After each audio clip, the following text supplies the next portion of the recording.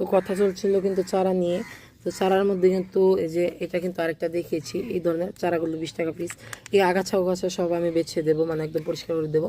আরও আছে দেখতে পাচ্ছেন, এটা হচ্ছে সাকুলেন্ট, এটাকে খুব যেন কি একটা বলে নাম আছে এটা, যাই হোক এটাকে আপনারা সাকুলেন্ট নামেই জেনে থাকবেন। আর এটা নাম আছে খুব সম্ভবত, আমার মনে নেই।